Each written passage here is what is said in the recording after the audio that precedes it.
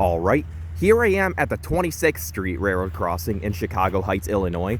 So this right here is another rather neat mainline railroad crossing owned by the Union Pacific Villa Grove subdivision, and I did just catch a train here, and I figured why not tour it and tour a few other crossings while me and the boys are around the area. And this features some pretty neat stuff, kind of like a typical Union Pacific setup, but I decided to tour it anyway since I figured it's kind of unique, so brings out more variety in my tour. So I guess with that said, I'll explain as I go on. So that said, let's get to it. So for the first signal, this has a SafeTran base, and here's the emergency information. The dot tag and the dot number is 167492W. See, that's on the side right there. And for the gate mechanism, this has a SafeTran gate mechanism, 1980s generation, and this features some Rico LED gate lights and a wind guard, and also a little pad to prevent the gate from smashing against the pole too hard. And for the lights, this has two pairs of SafeTran 12x20-inch light heads with a mixture of Union Pacific made and Western Cullen Hayes second generation LEDs in them. These are either Union Pacific, or since a third-party company does make these LEDs for Union Pacific, but there is like a fine print that says if it is made for the UP Railroad. So if it's either those, or if not, they might be RRSC LED inserts. And these are all sitting on an L&W light bracket, as you can see. And for a bell, and this has a Western Cullen Hayes Type 3 electronic bell. Yep, Type 3, pretty low pitch, and it's set at around medium speed, I have to say.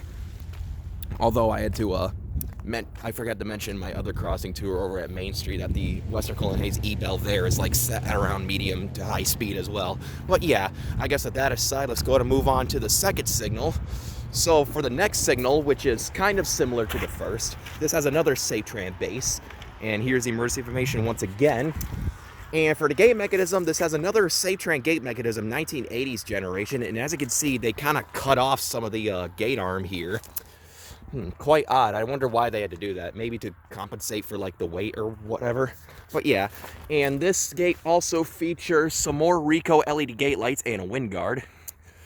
And for the lights on this one, this has two more pairs of SafeTran 12x20-inch light heads with Union Pacific dotted LEDs in them, or RRSC, one of those two.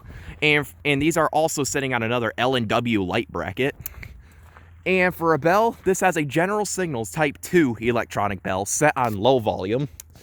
But yeah, that right there, I gotta say, that right there is all the equipment to show for 26th Street. Here's the relay case, sitting at milepost 27.29.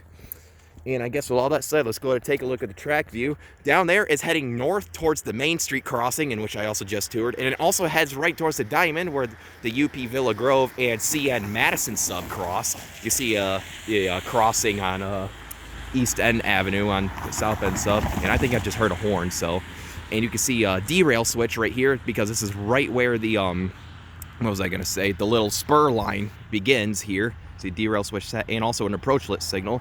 And down there is heading south towards a little yard. You can see where they put stuff in storage and whatnot. And this kind of heads towards a really long straightaway and towards a couple more approach-lit signals too.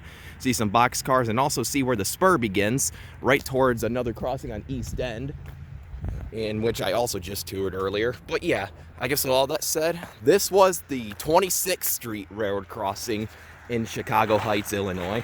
Pretty neat stuff. I just got this crossing in action once, and I might get it again soon. So I guess with all that said, over and out.